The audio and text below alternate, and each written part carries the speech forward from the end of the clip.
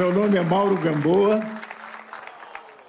É uma alegria estar aqui com você. Antes de sentar, diz para a pessoa que está do teu lado: há uma verdade poderosa que transforma.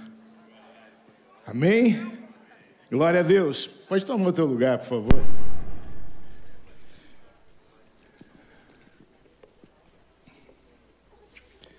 A palavra que Deus colocou no nosso coração é: entre o caminho e a vida há uma verdade que transforma.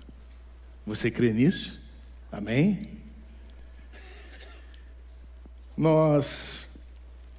Sou casado com a Adriana, tenho esse privilégio. Há 34 anos estamos casados. Temos um filho que está morando na Inglaterra e fez 33 anos nessa quarta-feira. E lembro quando ele nasceu, quando era um bebezinho, nós tínhamos uma lista de nomes. Quantos são pais e mães aqui? Glória a Deus. E há muitos pais e mães que são pais e mães espirituais. E isso não é nada menos do que ser pai e mãe biológico. Mas nós tínhamos uma lista de nomes e a gente ficava pensando qual será o nome. E acabamos escolhendo Cristiano, porque Cristiano vem de cristão, que significa discípulo de Jesus, ou ungido por Deus. Então essa foi a escolha.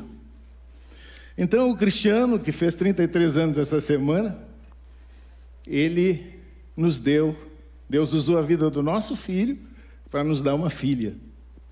Nós temos a nossa nora, que amamos como filha, chamamos de filha. E os dois juntos, Deus usou para nos dar a Manuela. Manuela significa Deus em nós, ou Deus conosco. Então, quando olhei para trás e percebi, meditando essa semana, percebi que eles fizeram a mesma escolha que nós fizemos. A gente escolheu usar um nome que apontasse para o alto. E eles fizeram a mesma opção, escolheram um nome que aponta para o alto.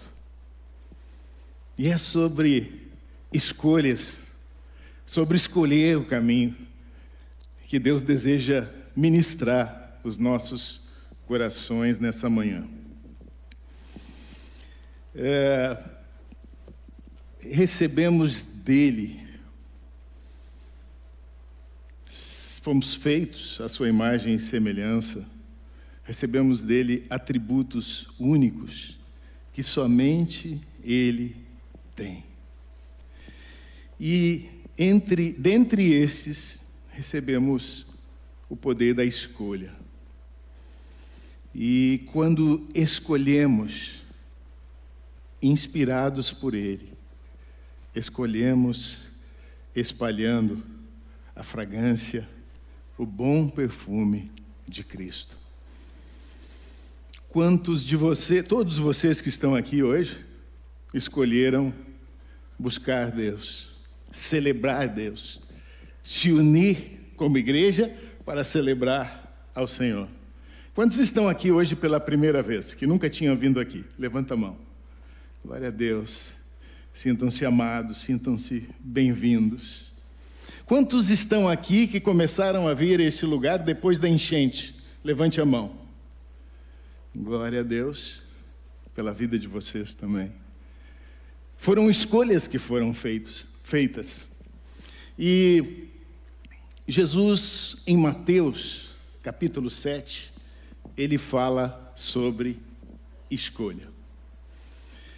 O versículo 13 diz: entrem pela porta estreita, pois larga é a porta e amplo o caminho que leva à perdição, e são muitos os que entram por ela. Como é estreita a porta e apertado o caminho que leva à vida, poucos são os que a encontram. Compreendemos a ilustração que Jesus nos traz. Jesus demonstrava elementos na vida natural que apontavam para a verdadeira vida, a vida sobrenatural. Eu gosto do texto de 2 Coríntios, capítulo 4, versículo 18, que diz: assim nós fixamos os olhos não naquilo que vemos, mas no que não se vê. Porque o que vemos é transitório, mas o que não vemos é eterno. Essa porta estreita é uma referência que Jesus está fazendo ao aprisco. O aprisco era um lugar onde as ovelhas eram colocadas durante a noite. E o pastor dormia justamente na fenda, para que as ovelhas não saíssem e para que nenhuma fera pudesse entrar e devorá-las, sem que ele, o pastor, pudesse agir e proteger o rebanho. Essa é a ilustração que Jesus está fazendo. Isso acontecia durante as noites, ele colocava as ovelhas no aprisco e as ovelhas ficavam protegidas. Mas de dia, o pastor tirava as ovelhas do aprisco e as conduzia para pastos verdejantes, para um local de água abundante e límpida. E nesse caminho, muitas vezes estreito, era necessário também que o pastor estivesse cuidando de cada ovelha, pastoreando cada ovelha.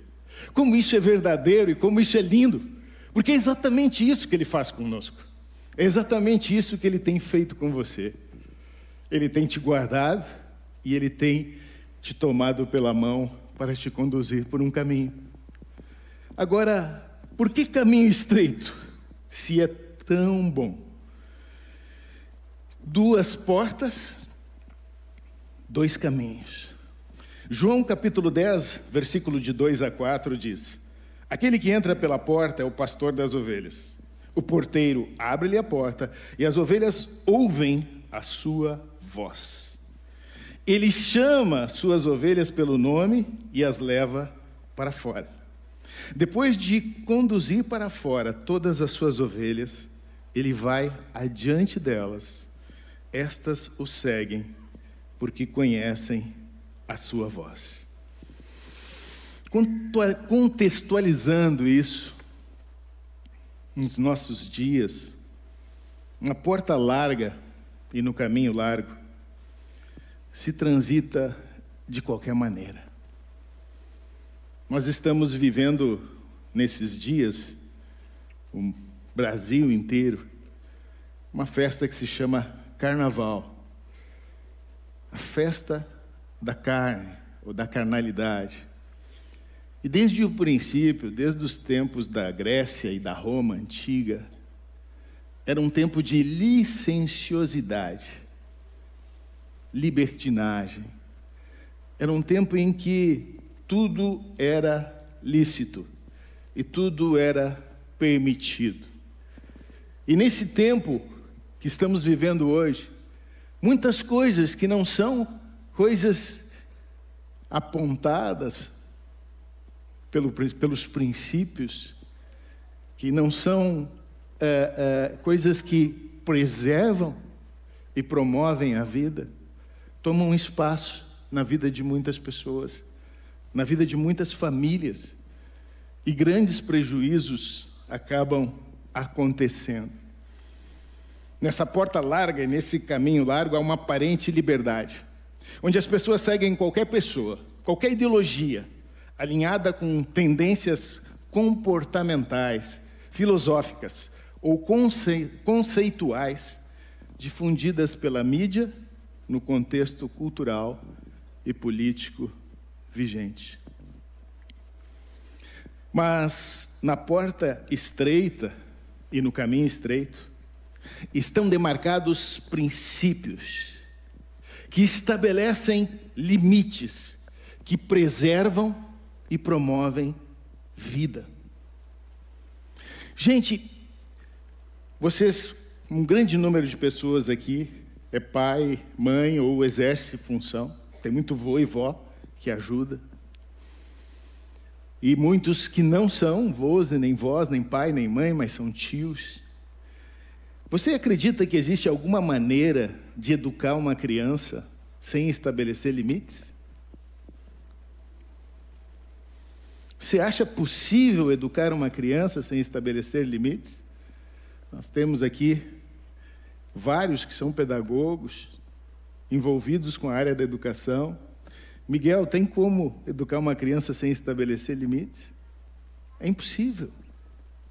Então, o pai que ama tem que estabelecer limites, a mãe que ama tem que estabelecer limites. Por quê? Porque esses limites são o que mantém, que preserva e que multiplica a vida. Eu costumava dizer, quando a gente ministrava o curso da UDF, Como Criar Filhos, que educar filhos dá muito trabalho.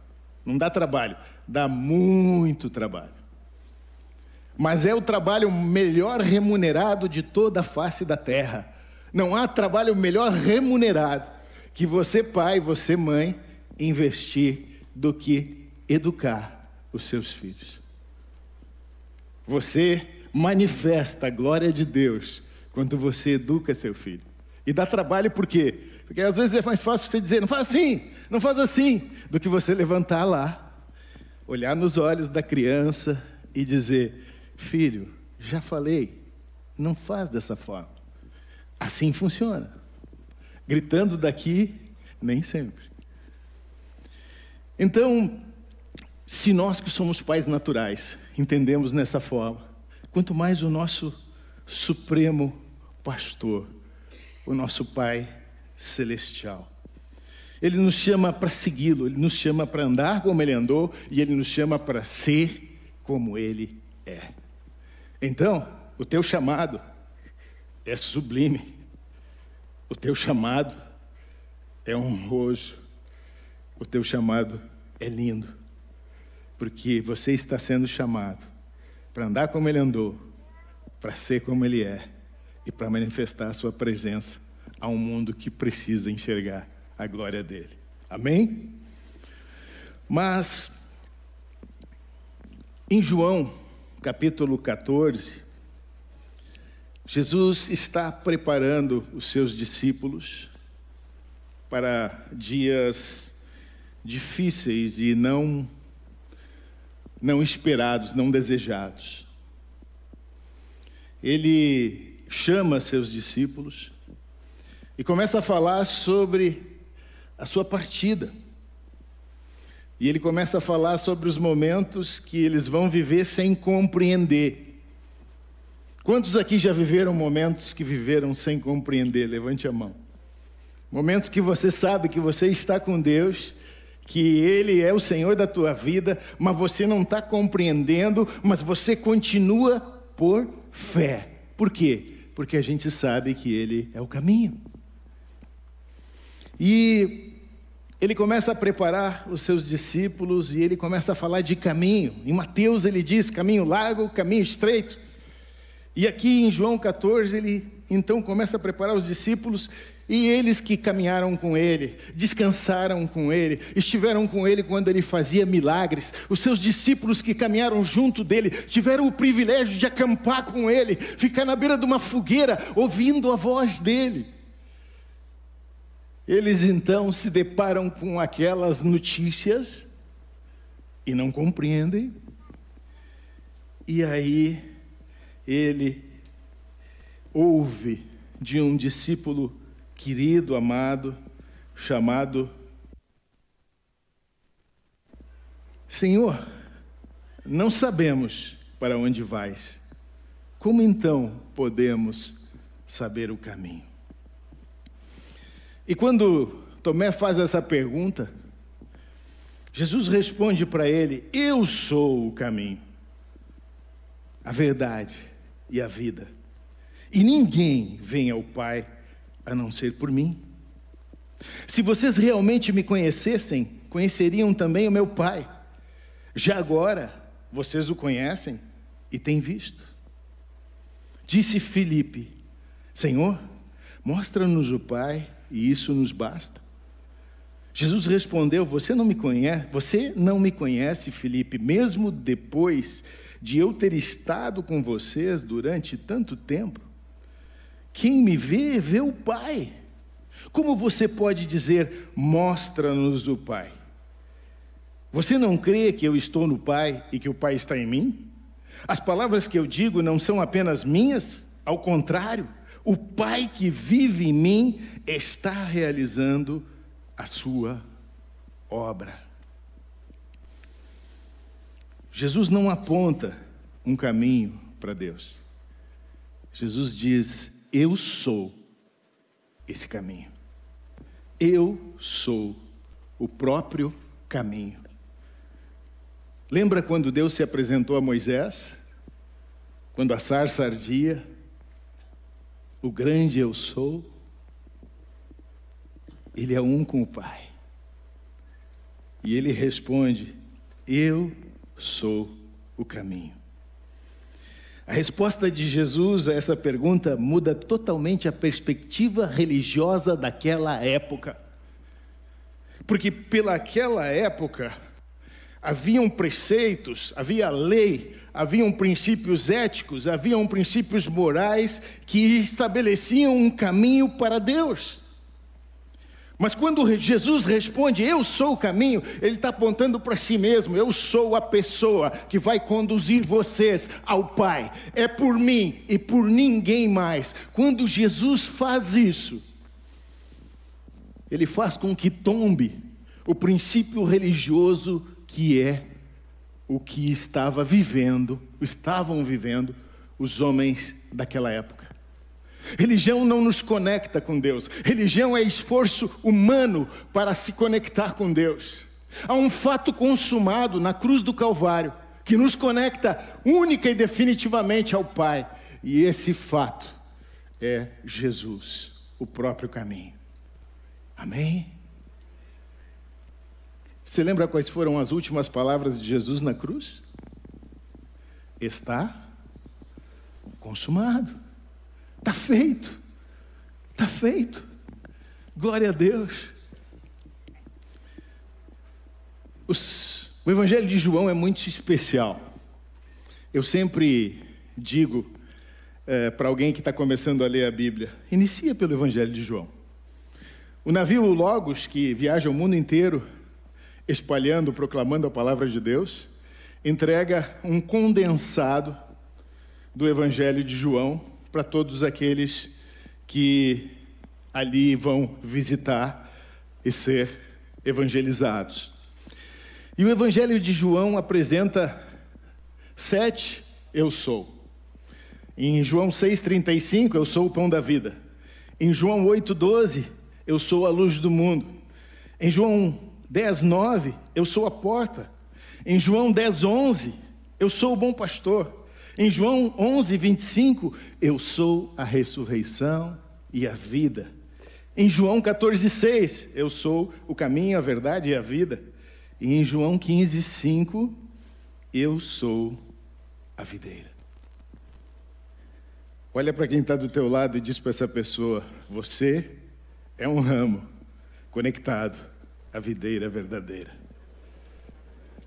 Como estamos conectados à videira verdadeira, somos nutridos pela verdade.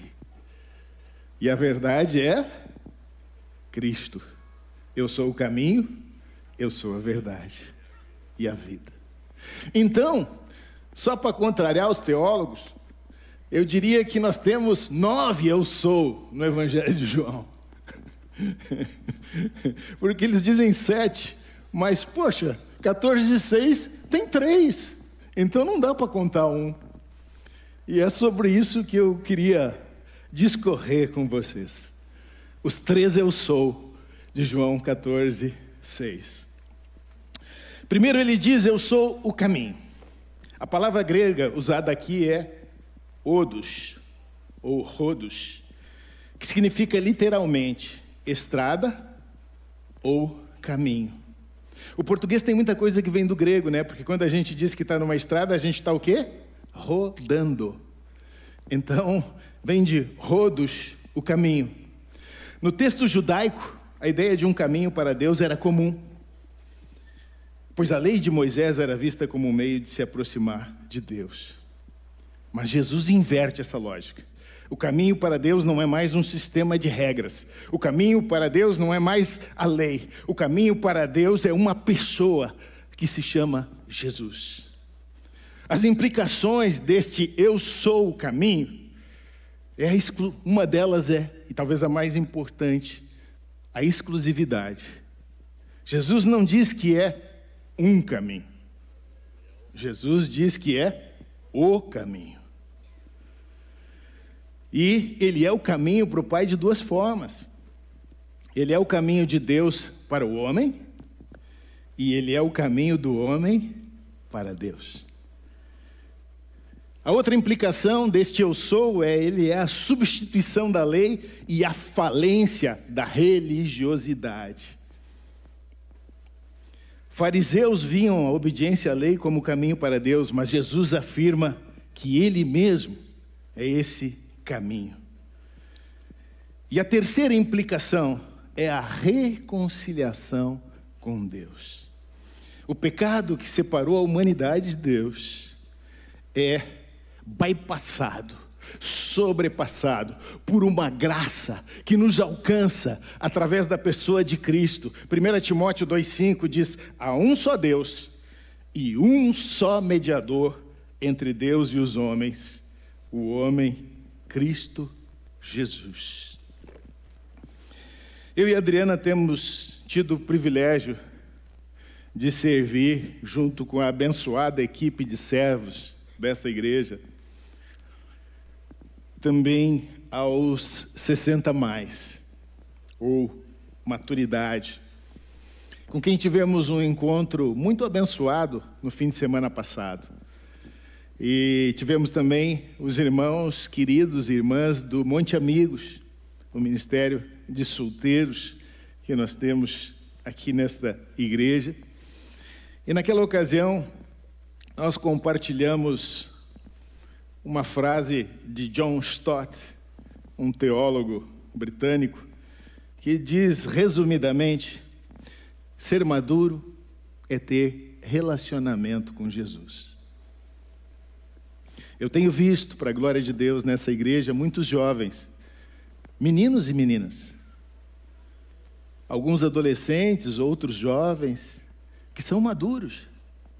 Você senta para conversar com eles e ouve, e percebe que eles estão muito além da faixa etária que eles têm cronologicamente. Sabe por quê?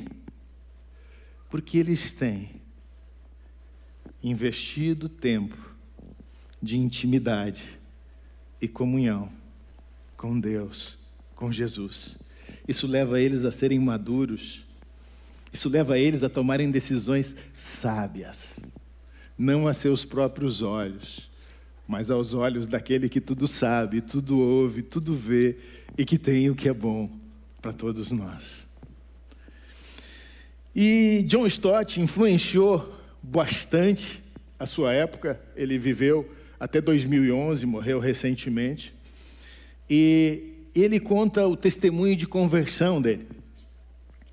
Enquanto ele estudava na escola de rugby, é um esporte americano, em 1938, Stott ouviu o reverendo Eric Nash pregando um sermão intitulado "O que farei então com Jesus, que é chamado o Cristo?". Depois disso, ao final desse sermão, Nash leu para John Stott a passagem de Apocalipse 3:20. Eis que estou à porta e bato. Se alguém ouvir a minha voz e abrir a porta, entrarei em sua casa e cearei com ele e ele comigo. Mais tarde, John Stott escreveu o impacto que esse versículo teve em si.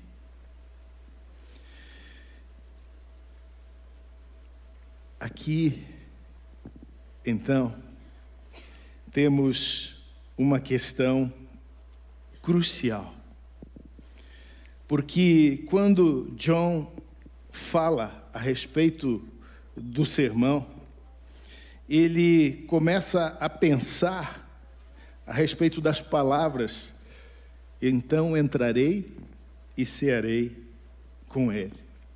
E ele diz que ele intelectualmente acreditava em Jesus, toda a vida, mas sempre acreditando como Jesus do outro lado daquela porta. E ele diz então: eu tinha me esforçado para dizer as minhas orações pelo buraco da fechadura.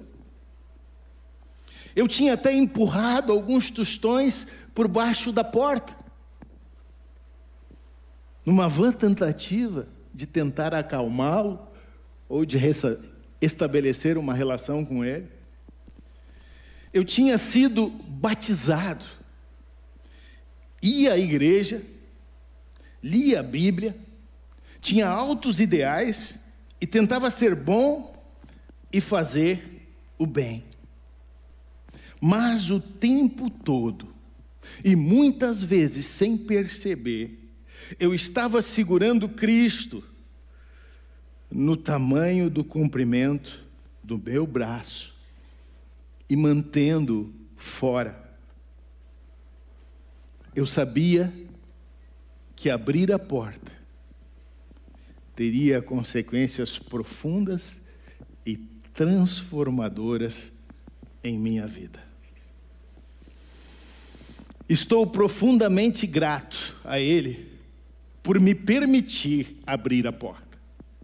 Olhando para trás agora, mais de 50 anos atrás, percebo que esse passo simples mudou todo o curso de direção e a qualidade da minha vida. Eu queria chamar a atenção aqui, porque John Stott era cristão.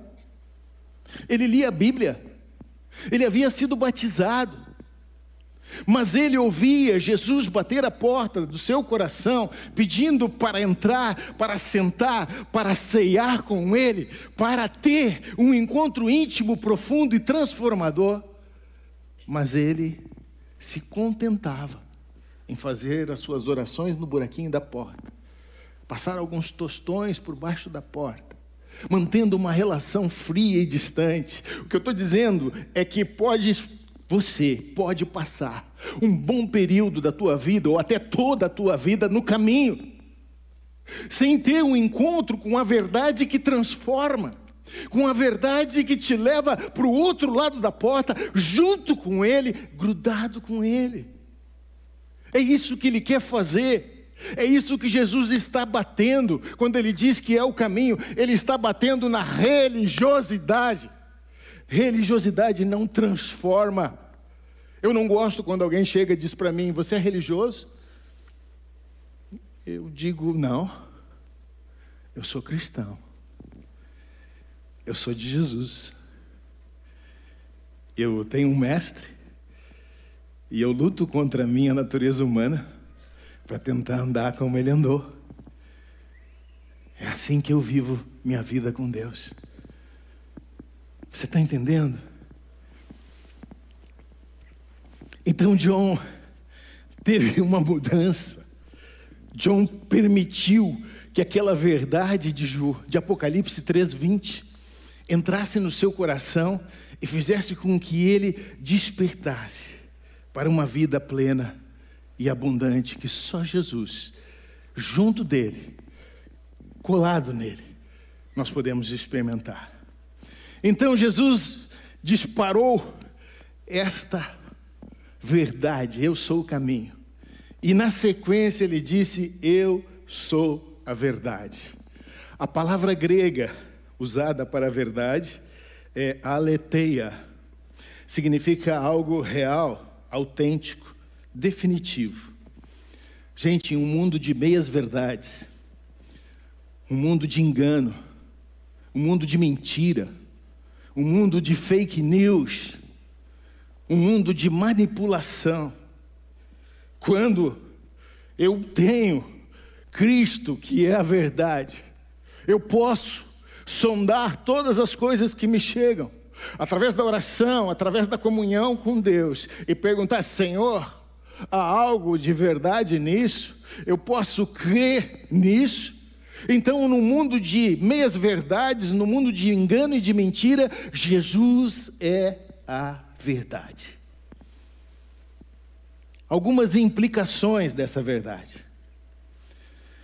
O texto de Hebreus, capítulo 1, versículo 3 diz: o Filho é o resplendor da glória de Deus e a expressão exata do seu ser, sustentando todas as coisas por sua palavra poderosa.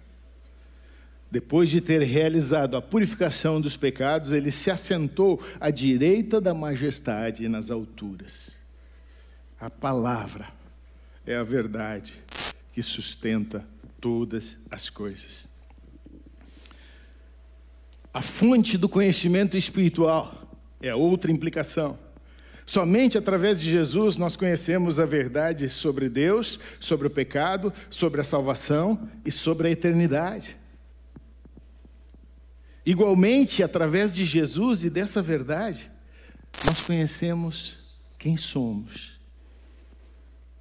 Quando eu leio a palavra, e eu deixo que a palavra me leia, eu percebo em mim coisas que ainda precisam ser mudadas.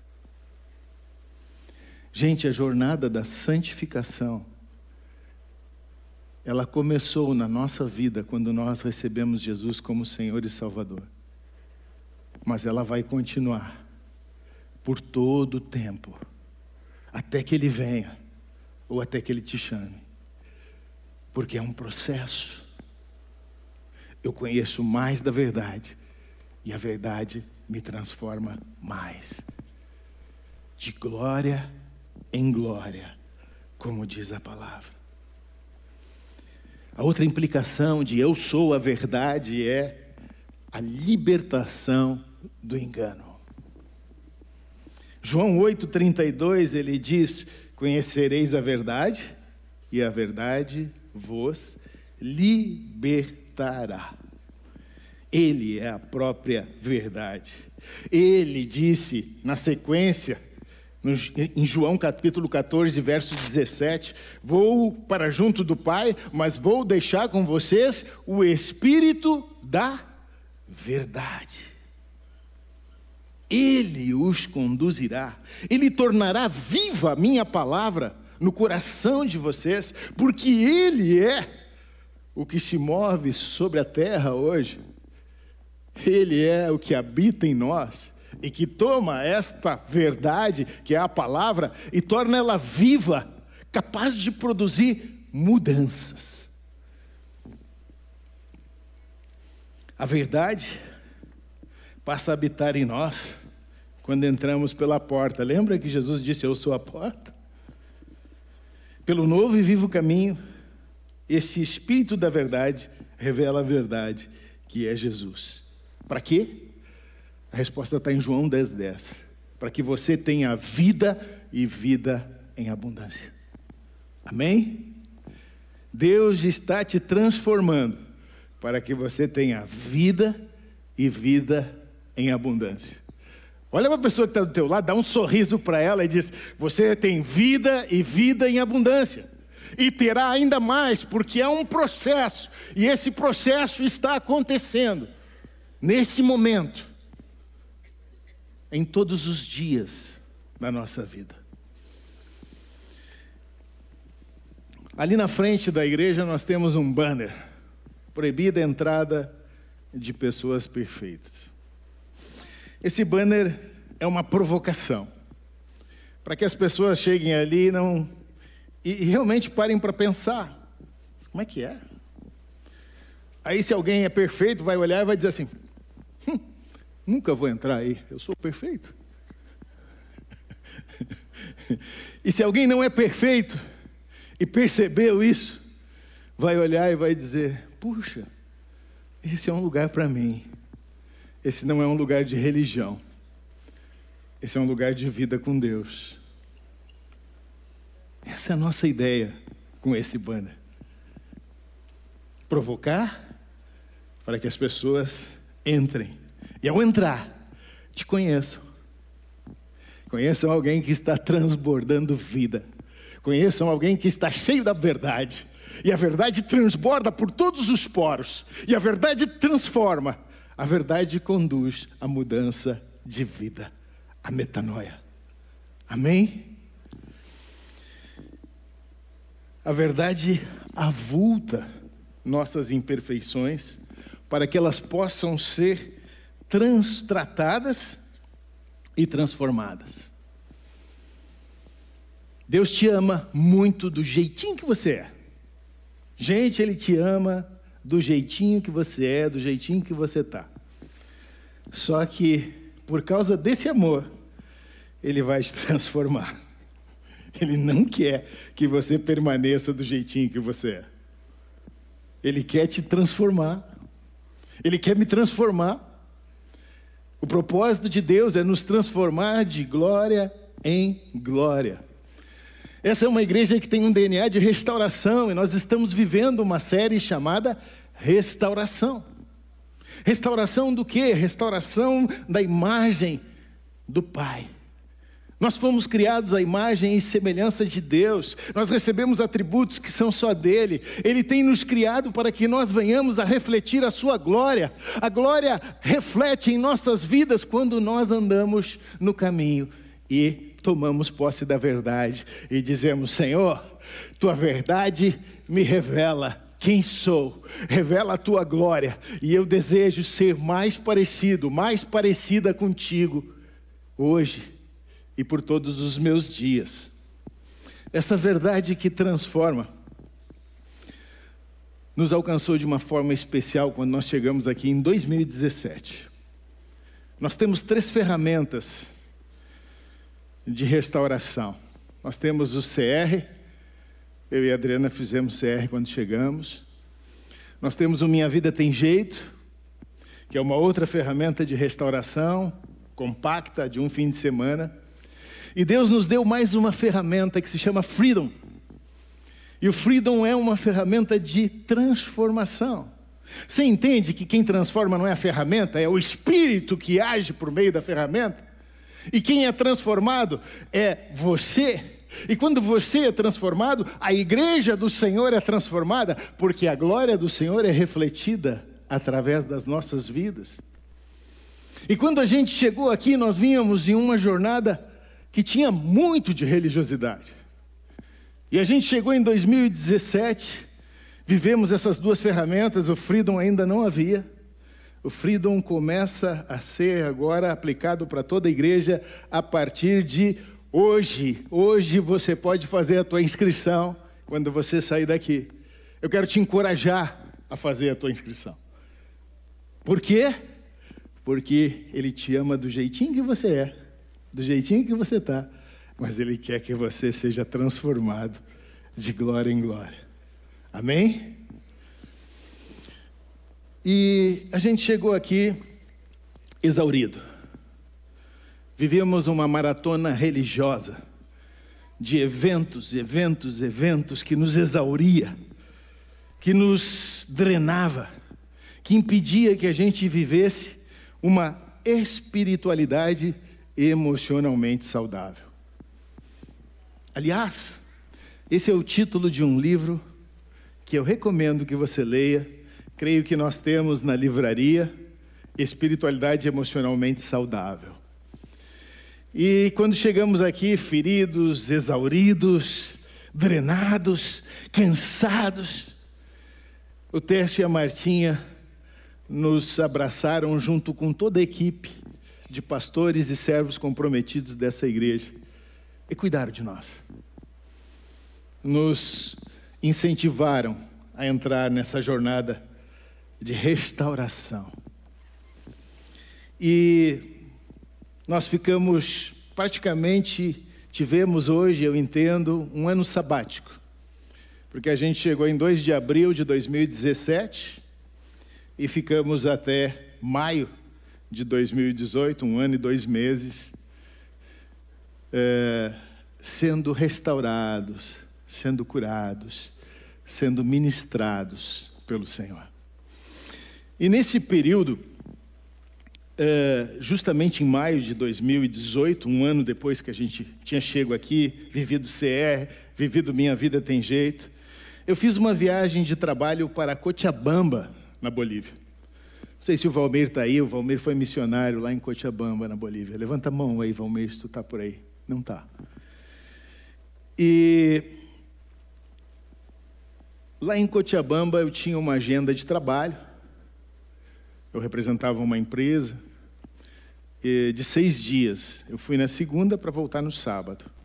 E eu cumpri a agenda de trabalho em 4 dias, e aí acabou que a sexta-feira ficou vazia.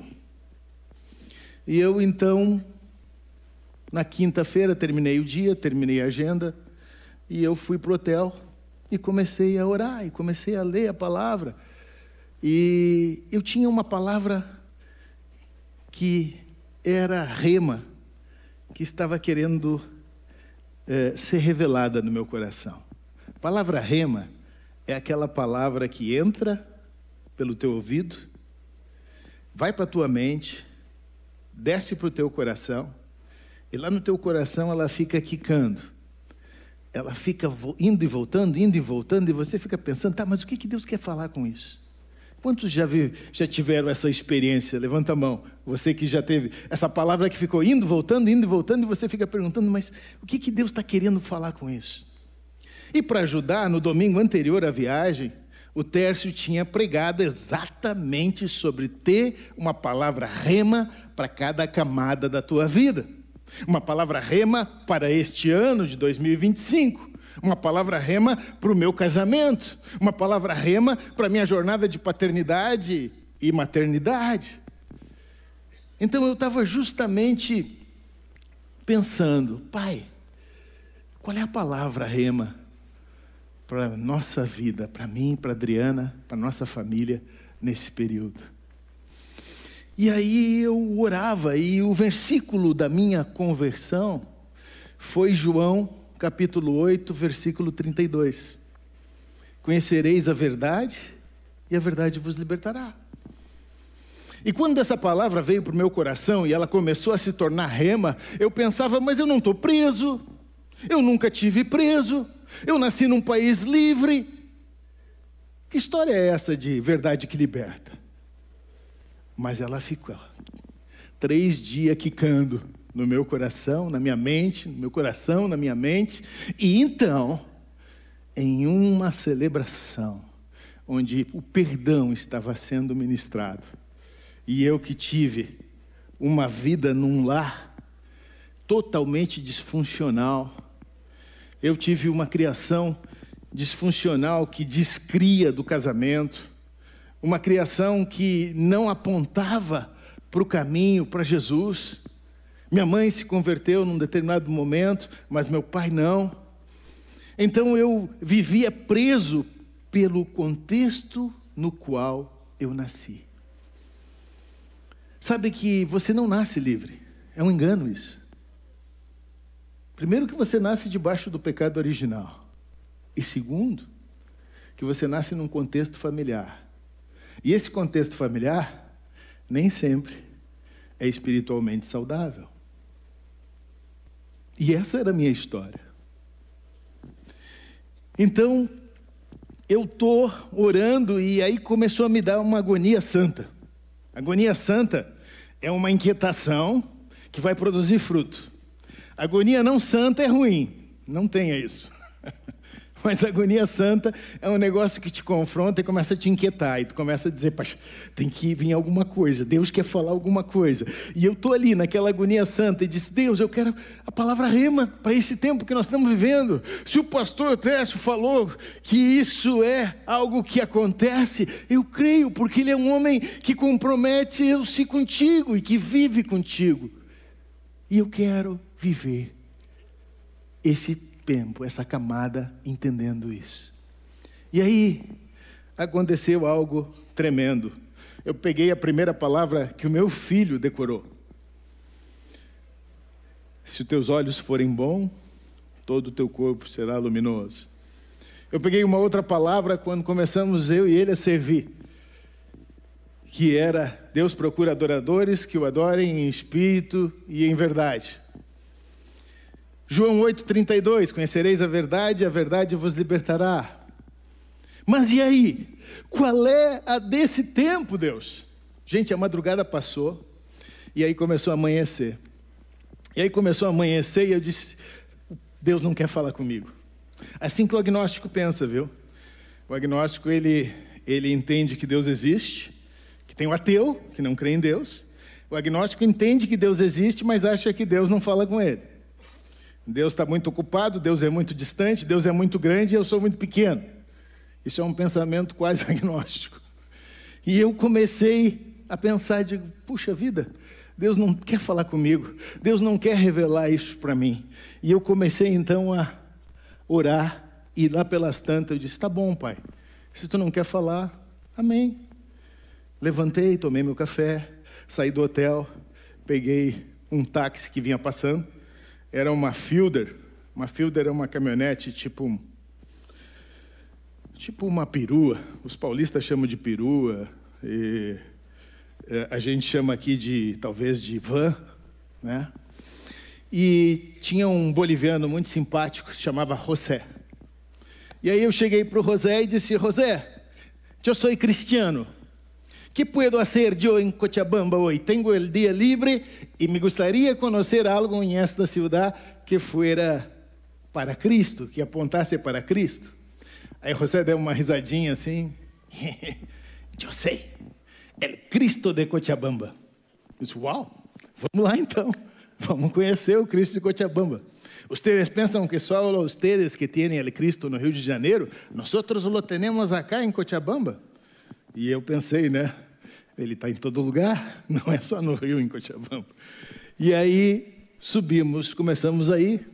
Gente, pensa num carro velho que não tem mais borracha. Se é que aquela Fielder tinha alguma borracha, era uma borracha de apagar papel dentro do porta-luva. Porque cada buraco batia duro, sabe quando dói? Parece que o ferro está batendo no ferro e que vai desmontar. Era essa a sensação que eu tinha, que aquela Fielder ia desmontar e que eu não ia conhecer nada lá, a não ser uma oficina mecânica. E aí ele começou a subir, e quando ele começou a subir, a estradinha era horrível. A estradinha não tinha acostamento e ela subia serpenteando um monte que tem 2.950 metros de altitude, e aquela troço ia batendo ferro com ferro, e eu comecei a me incomodar, porque apesar de ter voado a vida inteira de avião, eu tenho medo de altura. Então eu não me sinto confortável quando eu vejo que eu estou num lugar alto e ali já dá para cair. E aí eu comecei a sentir, glória a Deus. O cair fez até um barulho, pum, um som. E ali eu comecei a sentir que eu estava num lugar que eu não queria estar. Eu tinha passado a noite inteira pedindo para Deus me dar uma palavra rema. E a única palavra rema que veio na minha noite foi João 14,6. Conhecereis a verdade e a verdade vos libertará. Ou melhor, eu sou o caminho, a verdade e a vida. E eu saí, mas eu digo: Pai, não sei se isso faz sentido, eu não sei se é exatamente isso que tu quer falar, mas tinha algo ali, porque realmente nós estávamos experimentando um tempo novo na nossa vida, uma camada nova na nossa vida, que passava por um processo de restauração. E aí aconteceu o seguinte: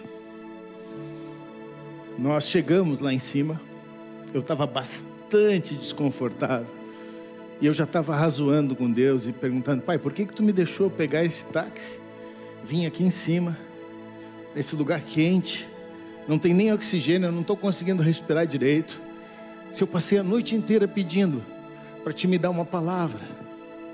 E quando nós chegamos, ainda tinha uma escadaria que deve ter mais de 300 degraus, para chegar na base do tal Cristo de Cochabamba.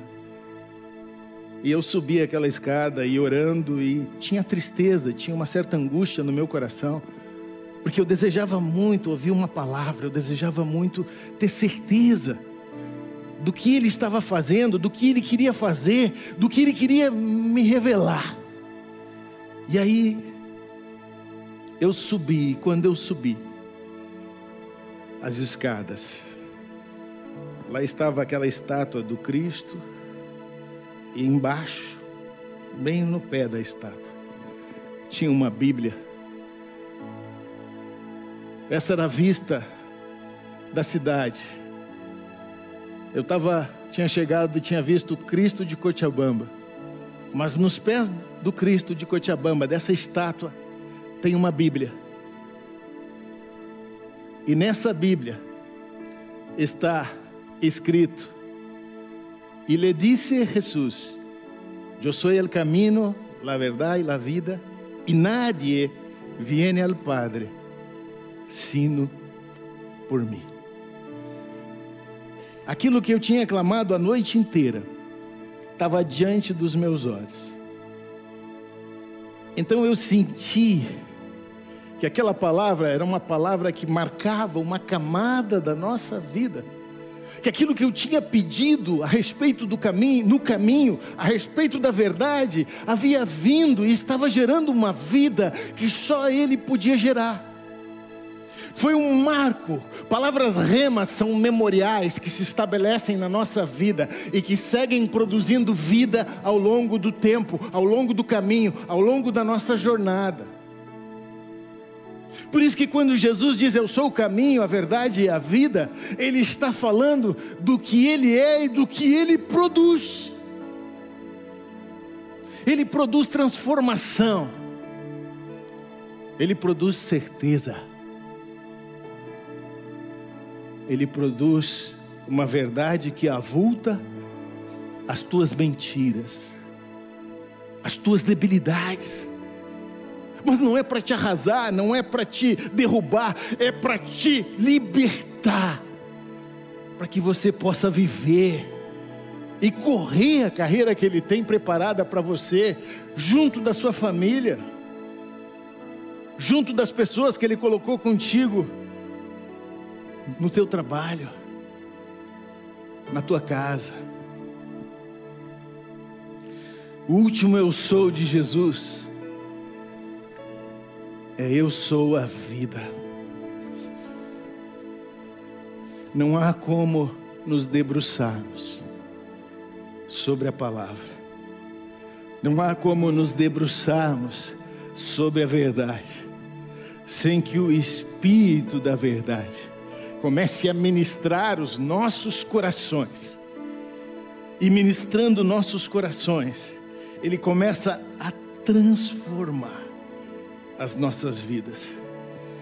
Ele começa a mudar, a voltar coisas que precisam ser transformadas, coisas que precisam ser modificadas, coisas que precisam ser tocadas pelo seu amor, pela sua graça, pela sua verdade.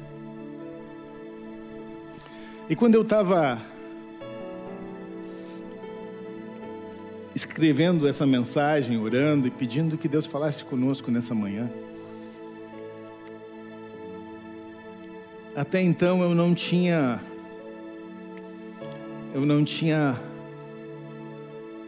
permitido que a segunda página daquela Bíblia, na primeira estava João 14:6.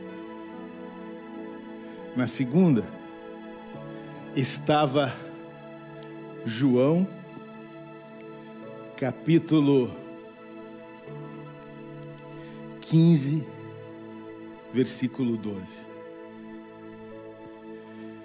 O meu mandamento é este: amem-se uns aos outros como eu os amei. Essa verdade está naquela foto. Aquela foto tem João 14:6 numa página e João 15:12 na outra página. Eu queria chamar a atenção para você que João 15:12 esteve o tempo inteiro ali. Essa Bíblia está lá em Cochabamba. Se você for a Cochabamba, você vai vê-la. Mas a marca que ela produziu no meu coração, eu tenho carregado ao longo dos anos. E João 15:12 esteve o tempo inteiro na foto. Mas somente agora, esta palavra, eu debrucei meus olhos nessa palavra e Deus fez com que ela linkasse com a revelação que eu havia recebido em 2018, que são 7 anos atrás. Sabe qual é o propósito da mudança na tua vida? Sabe qual é o propósito que o caminho, a verdade e a vida produzem em nós? A capacidade de amar o próximo, a capacidade de cumprir esse mandamento: amem-se uns aos outros como eu os amei. Deus deseja transformar a mim e você. Deus deseja transformar nossa casa, nosso ambiente de trabalho. E essa transformação vai passar por uma geração de vida. Essa geração de vida traz amor. Esse amor começa a ser exalado como o bom perfume de Cristo. E esse amor começa a permear todas as esferas relacionais da nossa vida, a começar pelos nossos familiares da pequena família, nossa esposa, nossos filhos, nossos colegas de trabalho, nossos irmãos dentro da comunidade de fé que nós congregamos. Gente, tem pessoas com quem eu me relaciono mais facilmente, tem outras que eu não consigo me relacionar facilmente, mas eu preciso ser intencional para me relacionar, porque só assim eu manifesto o amor e a glória de Deus. Só assim a verdade se torna viva. Só assim a verdade pode fluir. E nós não seremos um grupo visto como religioso. Nós seremos a igreja viva e ressurreta do Senhor Jesus. Glória a Ele, toda honra, toda glória. Eu creio que Ele deseja fazer isso conosco hoje. Eu creio que tem pessoas aqui que entraram hoje pela primeira vez. Elas estão sentadas no nosso meio. Não é só pelo que nós temos pregados aqui em cima, mas é sobre o que nós temos vivido em todos os lugares dessa igreja, em todas as casas que estão abertas para a célula. Te coloca de pé, por favor.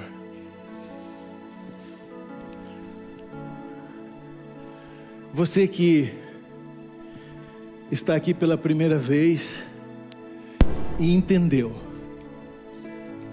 hoje, porque Jesus é o caminho, porque é a exclusividade do Evangelho. Eu gostaria, junto com essa igreja, de orar contigo. Porque se você entendeu o texto de Mateus capítulo 7, verso 13, você está adentrando pela porta estreita, e ela não é estreita para te incomodar, ela é estreita porque ela tem marcos de vida, marcos que transformam a vida, marcos que são usados pelo Supremo Pastor, que é Jesus. E você não vai sair daqui como você entrou, você vai sair daqui seguindo os seus passos, caminhando como Ele caminhou. Fecha os teus olhos. Pai amado, poderoso e eterno Deus, Tu fizestes com que pessoas escolhessem estar aqui nessa manhã. Tu fizestes com que pessoas escolhessem estar ligadas aqui pela internet, pela web. Senhor, nós oramos e clamamos a Ti, para que esta verdade a respeito do caminho se torne luz e dissipe toda a treva. Que se rompam todas as ligaduras das trevas que limitavam o Teu caminhar. Que os limites da tua vida a partir de hoje sejam os princípios que Jesus viveu e estabeleceu, para que seja gerada vida e vida em abundância no teu coração, na tua vida e no teu lar. Senhor Jesus, entra no meu coração. Senhor, como John Stott fez aquela oração,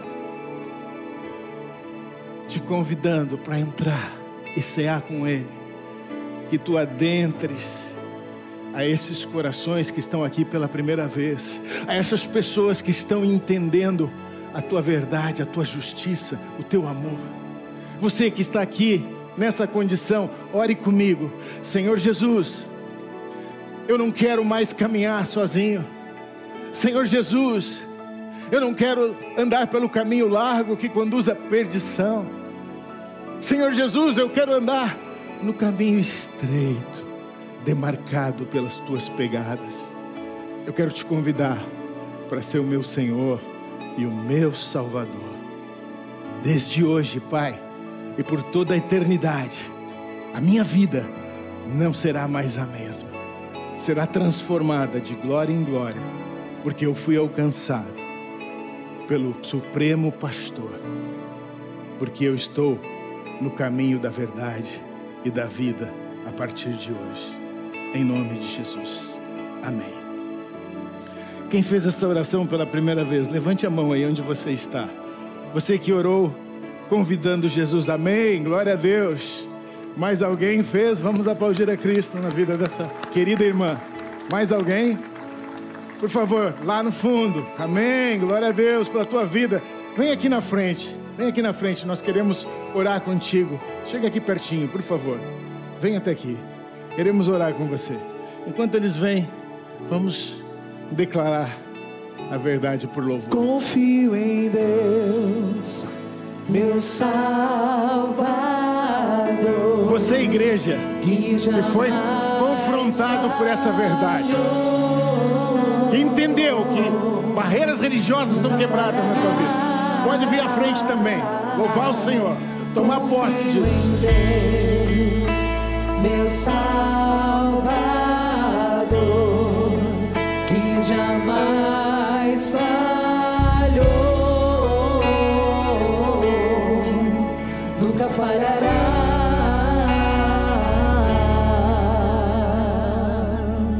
A Ele me rendo,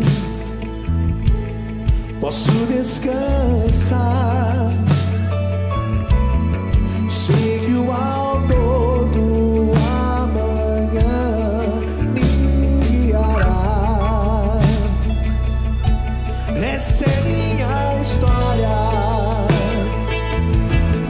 a minha canção. Louvo meu Rei e Salvador com meu coração. Confio em Deus, meu Salvador, que jamais falhou, nunca falhará. Confio em Deus, meu Salvador, que jamais falhou,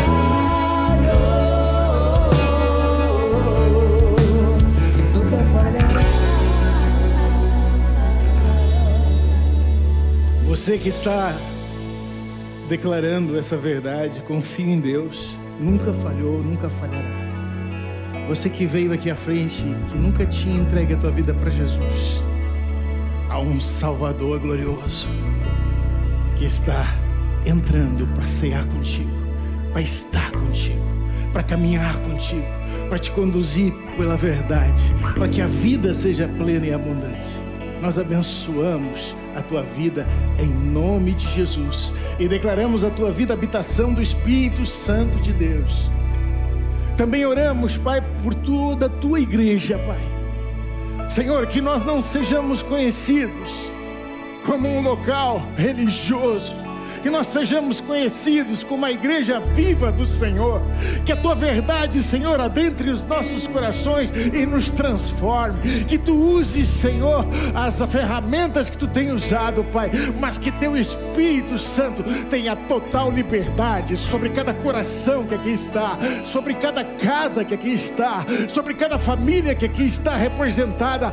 Pai, move as águas, Senhor, faz novo este coração, incendeia esse coração com a tua verdade, Pai, para que a tua vida, Senhor, transborde e o teu nome seja glorificado em tudo que fizeres e para todo lugar que tu fores, e a presença dele vá contigo, e tu sejas como um farol, como a luz que brilha e exala o bom e agradável perfume de Cristo.